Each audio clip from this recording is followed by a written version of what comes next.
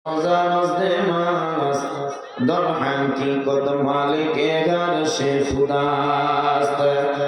যদি আমানত খিয়ানত করার মতো শাস্তি হয়, একজন শহীদ মর্তবা লাভকৃত মানুষও যদি জাহান্নামের আগুনের মধ্যে শাস্তি পেতে হয়, বাবা আমাদের সমাজের মধ্যে কতই না আমানতের খিয়ানত হয়।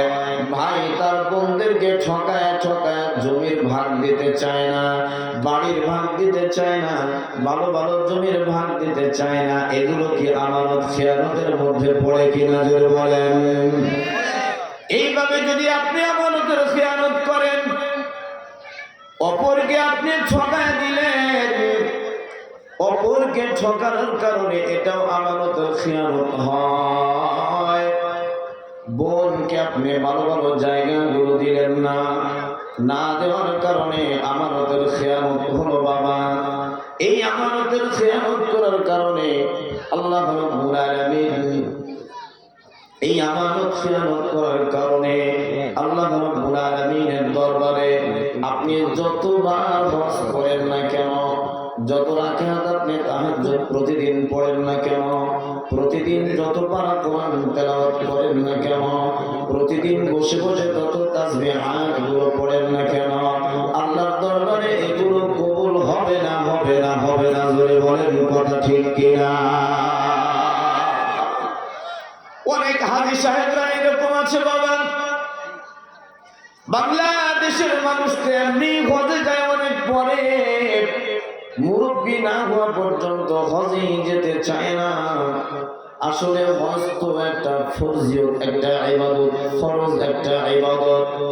এই ইবাদতটা ফরজ হওয়ার জন্য আপনাকে মুরব্বী হওয়ার প্রয়োজন হয় না। যুবক অবস্থায় আপনার এই ইবাদতটা ফরজ হতে পারে। এটা দুইটা কাজের সমন্বয়ে ফরজ হয়। একটা হলো আপনার শারীরিক সুস্থতা, দ্বিতীয় নাম্বার হলো আপনার বাড়ি থেকে নিয়ে খানায় কাবা যাওয়া এবং আসার রাস্তার নিরাপদ সহ খরচ মজুদ থাকা। কিন্তু আমরা তো মনে করি এই অবস্থায় কেন আমি হজ করবো, এমন একটা সময় আমি হজ করবো, হজ থেকে ফিরে এসে যেন আমার ব্যবসার কাজে আমাকে আর বসা না লাগে, সংসারিক কাজকর্মগুলো ওই সময় যেন আমার হজ থেকে ফিরে এসে করা না লাগে। তার মানে হলো আমার ব্যবসার মধ্যে 2 নাম্বারই আছে, আমি হজ করে এসে যদি আবার ব্যবসার মধ্যে বসে 2 নাম্বারে কাজ হয়ে যাবে, এটা করা যাবে না। এমন চিন্তা চেতনা নিয়ে যদি আপনি 100 বছর হায়াত পান, 100 বছর যদি আপনি হজ করেন বাবা, হজ কবুল হবে। আরো ধরে রাখতে বলেন হজ কবুল হবে, হজ কবুল হবে না, হবে না।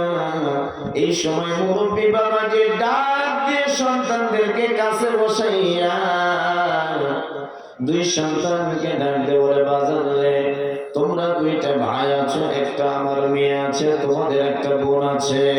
এই যে রাস্তার পাশে ভালো ভালো জমিগুলো যদি তোমার বোনদেরকে দিয়ে দেওয়া হয়, তোমার বোনকে যদি ভাগ দেওয়া হয়, এত দামি জমি অন্য মানুষ এসে নিয়ে যাবে, পরবর্তীতে অন্যের ছেলে খাবে, এটা দেওয়া যাবে না।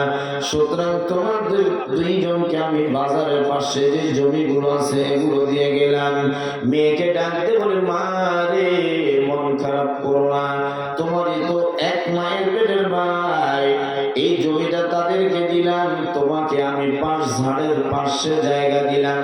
এমন একটা জায়গা দেওয়া হয় যেই জায়গায় আদম আলাইহিস সালাতু ওয়াস সালাম থেকে শুরু করে বর্তমান সময় পর্যন্ত কোনো ফসল হয় না, এমন জমিখানা মেয়েকে দেওয়া হয়।